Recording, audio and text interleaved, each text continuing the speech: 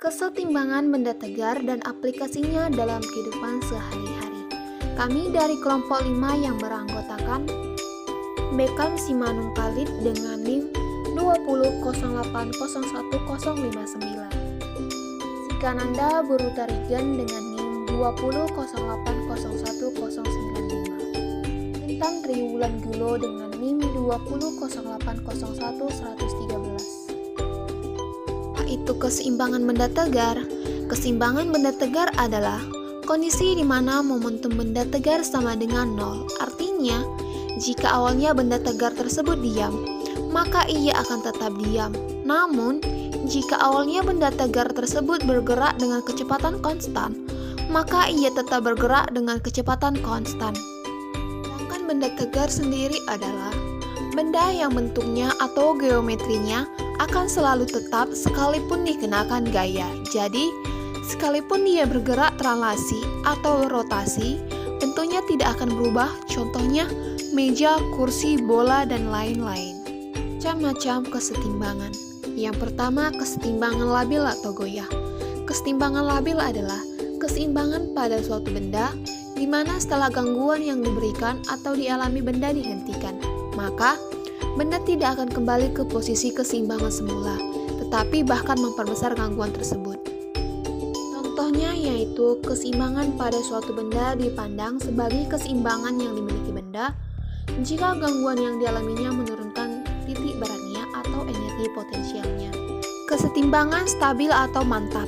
Kesetimbangan stabil atau mantap adalah keseimbangan suatu benda di mana setelah gangguan yang diberikan pada benda dihentikan, benda akan kembali ke posisi keseimbangan semula.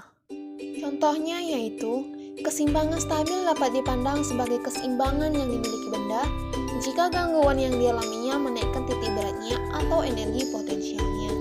Yang ketiga adalah kesetimbangan indiferen atau netral. Kesetimbangan indiferen atau netral adalah keseimbangan pada suatu benda di mana setelah gangguan yang diberikan tidak mengubah posisi benda. Keseimbangan indiferen dapat dipandang sebagai keseimbangan yang dimiliki benda, di mana jika gangguan yang dialaminya tidak menyebabkan perubahan titik beratnya atau energi potensialnya. Penerapan keseimbangan benda tegar di masyarakat. Telah dikatakan sebelumnya bahwa suatu benda tegar dapat mengalami gerak translasi atau gerak lurus dan gerak rotasi. Benda tegar akan melakukan gerak translasi apabila gaya yang diberikan pada benda dapat mengenai suatu titik yang disebut titik berat. Titik berat merupakan titik di mana benda akan berada dalam kesetimbangan rotasi. Pada saat benda tegar mengalami gerak translasi dan rotasi sekaligus, maka benda pada saat itu, titik berat akan bertindak sebagai sumbu rotasi dan lintasan dari titik berat ini, menggambarkan lintasan gerak translasinya. Penerapannya dalam kehidupan sehari-hari, yang pertama itu tongkat pemukul kasti.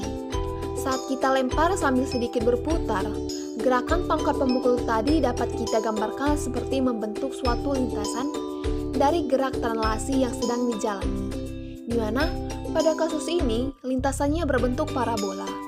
Tongkat ini memang berputar pada porosnya, yaitu tepat pada titik beratnya, dan secara keseluruhan benda bergerak dalam lintasan parabola. Lintasan ini merupakan lintasan dari posisi titik berat benda tersebut. Yang kedua, pemikul buah. Sebagai contoh penerapan kesetimbangan benda tegar dalam kehidupan sehari-hari, kita dapat menggunakan aplikasi kesetimbangan benda tegar pada seorang penjual buah. Yang ketiga, pada ayunan diam. Kesetimbangan merupakan keadaan sistem atau benda tidak ada gaya atau torsi yang bekerja atau resultannya nol. Benda tegar didefinisikan sebagai benda yang tidak mengalami perubahan bila diberi gaya luar dan torsi. Syarat kesetimbangan untuk benda yang dianggap sebagai partikel adalah resultan gaya atau torsi yang bekerja pada benda tersebut sama dengan nol. Aplikasi kesetimbangan benda tegar dapat diterapkan pada ayunan yang diam atau tidak sedang berayun. Dari gambar tersebut, dapat digambarkan sketsa ayunan beserta torsinya dan gaya yang bekerja di ayunan.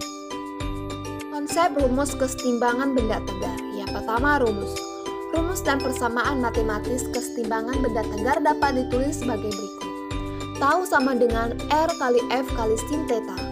keseimbangan, tau sama dengan torsi, R sama dengan jarak radial dari sumbu ke titik tangkap gaya. Theta adalah sudut lancip antara garis-garis R dan F. F keseimbangan benda tegar adalah penyebab gerak suatu benda adalah gaya. Pada gerak rotasi, suatu yang menyebabkan benda berotasi atau berputar disebut momen gaya atau torsi. Konsep torsi dapat dilihat pada saat kita membuka pintu. Cobalah membuka pintu dari bagian yang dekat dengan engsel. Bagaimanakah gaya yang kalian keluarkan? Kemudian, cobalah kalian membuka pintu dari bagian yang paling jauh dari engsel. Bandingkan gaya yang diperlukan antara dua dengan cara mendorong bagian yang jauh dari engsel lebih mudah dibandingkan dengan mendorong bagian yang dekat dari engsel. Gaya dorong diberikan pada pintu dengan membentuk sudut alfa terhadap arah mendatar. Semakin besar gaya yang diberikan, semakin cepat pintu terbuka. Semakin besar jarak engsel dari tempat gaya bekerja, maka semakin besar momen gaya, sehingga pintu lebih mudah terbuka. Momen gaya didefinisikan sebagai hasil kali antara gaya dengan jarak titik ke garis kerja gaya pada arah tegak lurus.